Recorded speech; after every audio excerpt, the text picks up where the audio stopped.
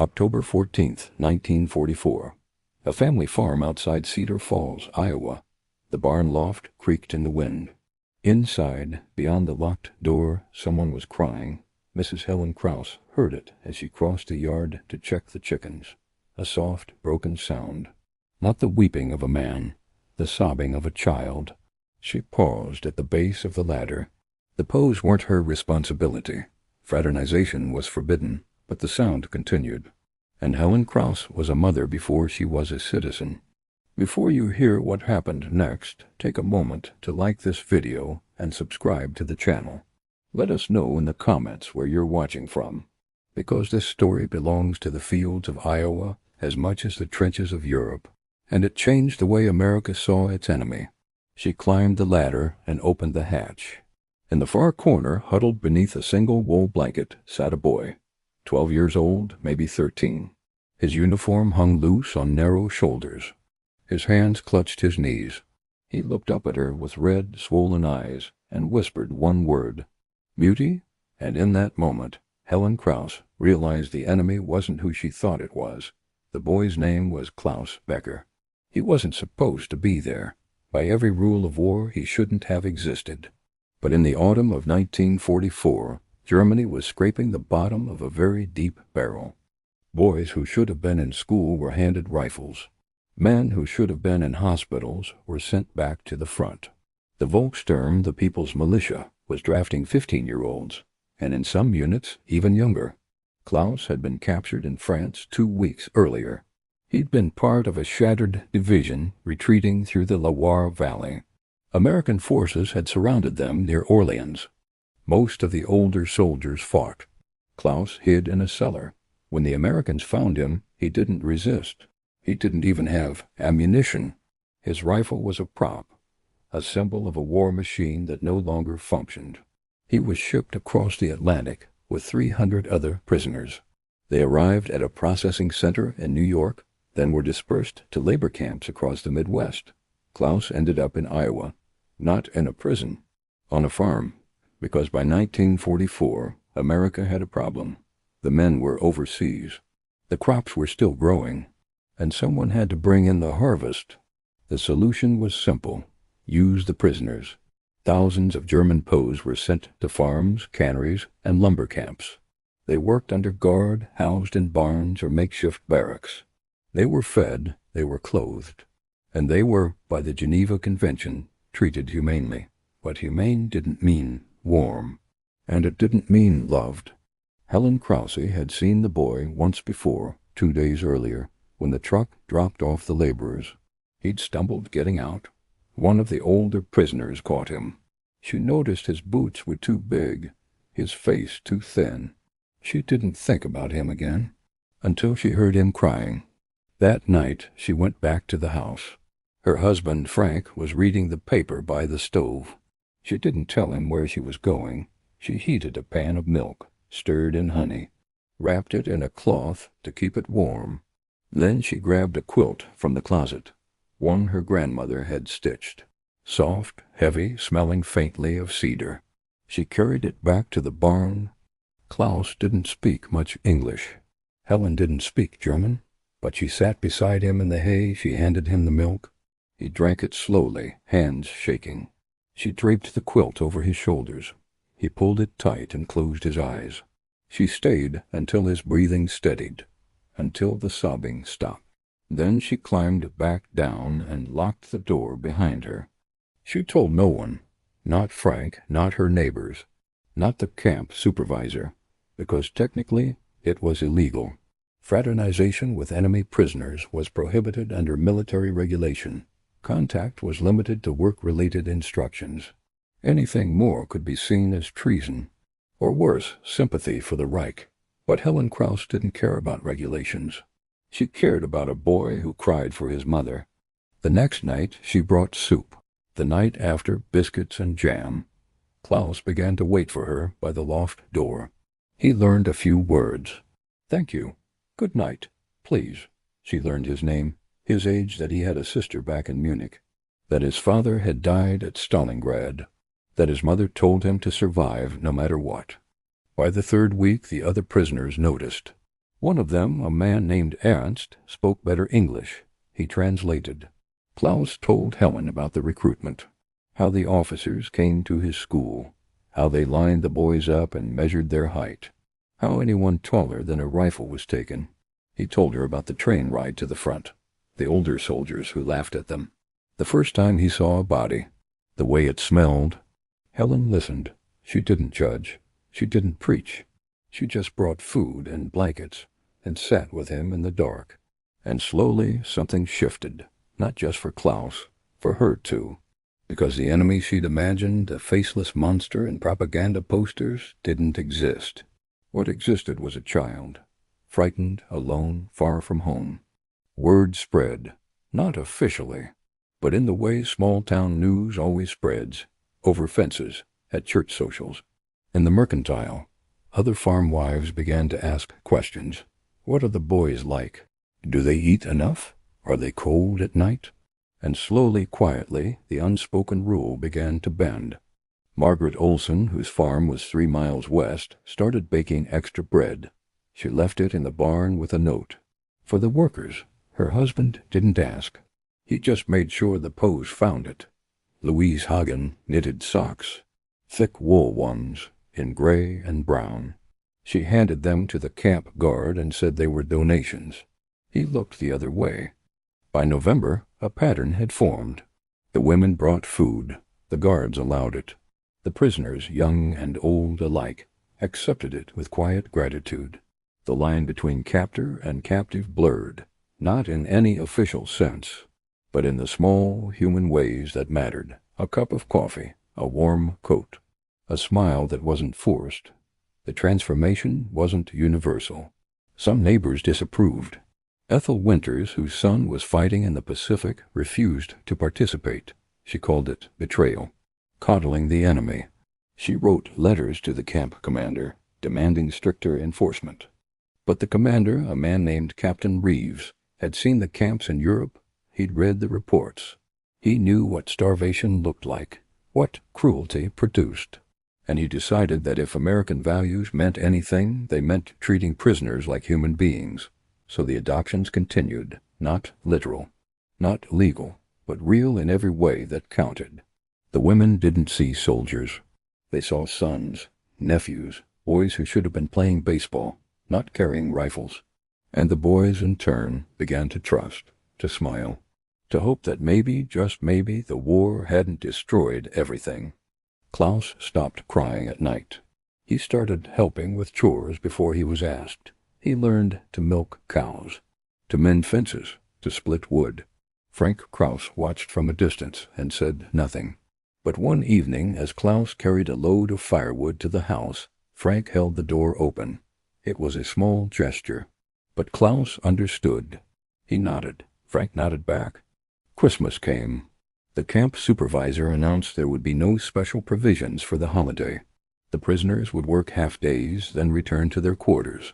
No decorations, no services, just another day. But Helen Kraus had other plans. She organized a gathering. Quiet, unofficial. A dozen farm families contributed. Turkey, potatoes, pies. Someone brought a small pine tree. Another carved wooden ornaments. On December 24th, the prisoners were brought to the Crossy barn. Not under guard, just escorted. The doors were opened. Inside, tables were set. Candles flickered. A fire crackled in the stove. Klaus stared. He hadn't seen anything like it since before the war. The smell of roasted meat, the warmth, the laughter.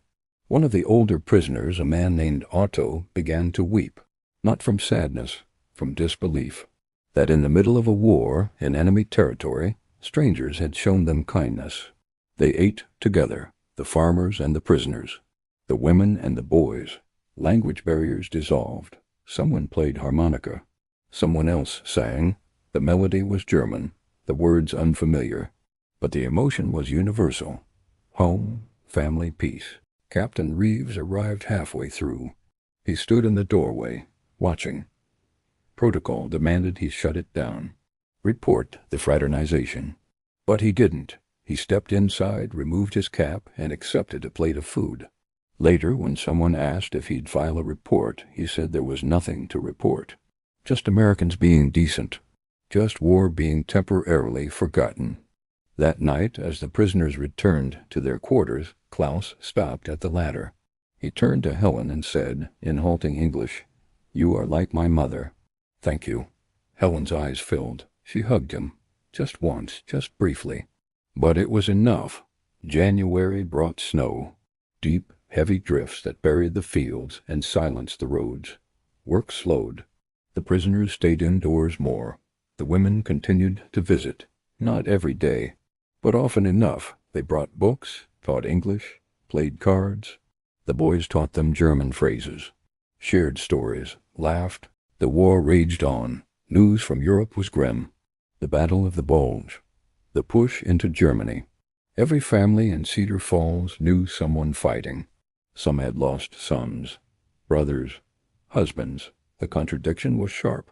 How could they mourn their own while caring for the enemy? But the women didn't see it as contradiction. They saw it as survival, of humanity, of the belief that decency mattered even when everything else was falling apart. Ernst, the translator, began writing letters for Klaus. Letters to his mother in Munich. Letters that described the farm, the food, the kindness. Letters that said, "I am safe, I am warm, I am loved." The Red Cross delivered them, eventually. Months later, a reply came. Klaus's mother thanked Helen. In broken English, she wrote, "You saved my son. God bless you." Helen kept that letter for the rest of her life. By March, the war in Europe was ending. Everyone knew it. The prisoners knew it, too. They listened to the radio reports, heard the news of cities falling, borders collapsing. Some of them wept, not for the Reich, but for what would come next. The return, the ruins, the uncertainty. Klaus asked Helen what would happen to him. She didn't know. Repatriation would take months, maybe years. The camps would close. The prisoners would be processed, sent back or kept in detention. No one was sure.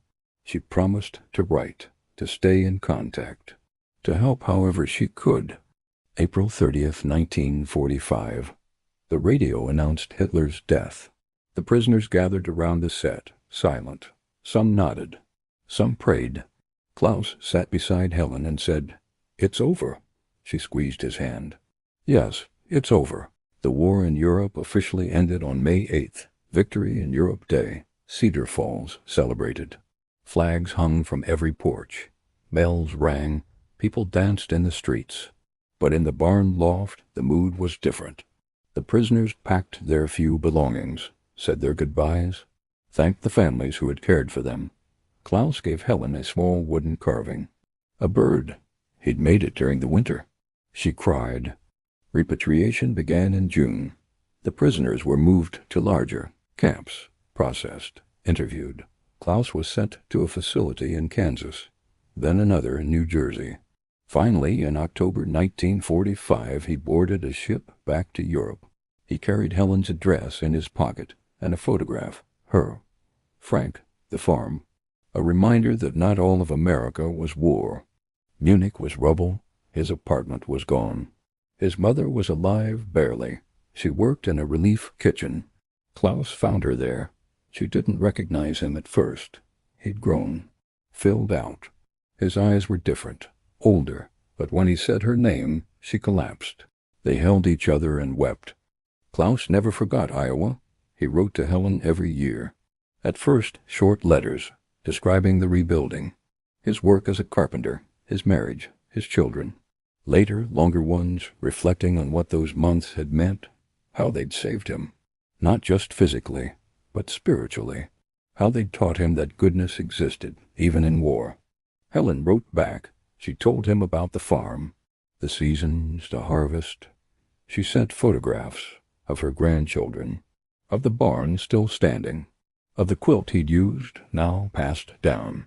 She called him her son, and he called her Mutti, the word he'd whispered that first night, the word that had changed everything.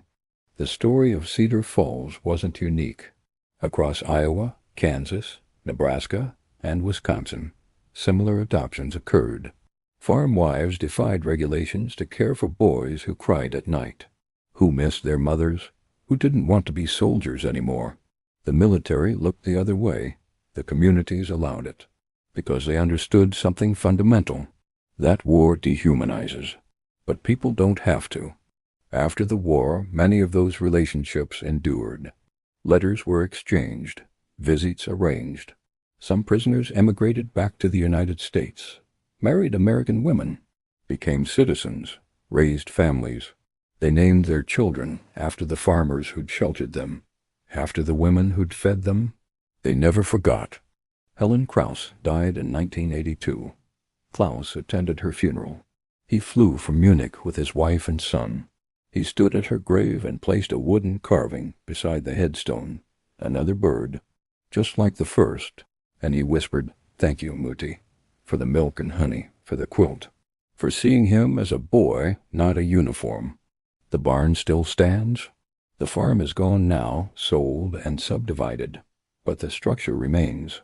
A historical marker was placed there in 1995. It reads, "Site of wartime compassion." Where enemies became family, locals still tell the story of the boy who cried, of the woman who listened, of the moment when humanity won. Because in the end, that's what this story is. Not about politics, not about nations, but about people. A mother who heard a child in pain and refused to ignore it. A boy who learned that kindness exists even in the darkest times, and a community that chose mercy over hatred. The war had tried to teach them otherwise, to see only flags and borders, to hate the enemy, to forget that soldiers are human, but Helen Krauss and the women of Cedar Falls refused. They baked bread, they knitted socks, they brought warmth to boys who had none, and in doing so, they proved something essential, that even in war, love survives, that even across battle lines, compassion finds a way, that a quilt and a cup of warm milk can be more powerful than any weapon, because they remind us of what we're fighting for. Not victory, not territory, but the simple, sacred belief that every child deserves a chance to go home, and that every mother, no matter the uniform, wants the same thing, for her son to be safe, to be warm, to be loved. Klaus Becker lived until 2003. He returned to Iowa 4 times. Each time he visited the barn, each time he wept, not from sadness, but from gratitude, that in the worst chapter of human history, strangers had chosen kindness, that when the world demanded cruelty, a few people refused, and that their refusal had saved him, not just his life, but his soul. The last time he visited, a reporter asked him what he remembered most. He thought for a long moment. Then he said, "The smell of bread baking, of hay, of safety. I had a rifle in my hand a month before. Then I had a quilt, and a woman who smelled like home. I didn't want to be a soldier anymore. I wanted to be a boy again. And for a little while she let me." That's the legacy of Cedar Falls, not a military victory, not a strategic triumph, but a quiet, stubborn insistence that humanity matters, that compassion isn't weakness, that feeding the enemy's children isn't betrayal. It's the highest form of courage, and it's a lesson the world still needs to learn. The war ended, the soldiers went home, but the memory remains, in letters preserved in archives, in carvings kept on mantels, in stories told to grandchildren. That once, in the middle of history's darkest hour, a group of farm wives looked at crying boys and saw sons, and they acted accordingly, without permission, without praise, just because it was right. And in that small, defiant act, they won a war of their own, not against Germany, or uniforms, or flags, but against hatred, against fear, against the lie that the enemy is not human. They did not win with guns or orders, but with milk and honey, with quilts stitched by tired hands, with kindness offered where cruelty was expected. They won with the quiet, radical belief that every child deserves a mother, a warm lap, a steady voice in the dark. Even if she speaks a different language, even if her country is at war with his, even if the world insists on sides and lines and names, because love, in the end, recognizes no borders, no anthems, no commands. And mothers, in every language, understand tears, hunger, trembling, and hope. They answered bombs with lullabies, and answered history with mercy, and in doing so, they changed it, forever proving compassion can outlast empires, armies, winters, hatred itself everywhere.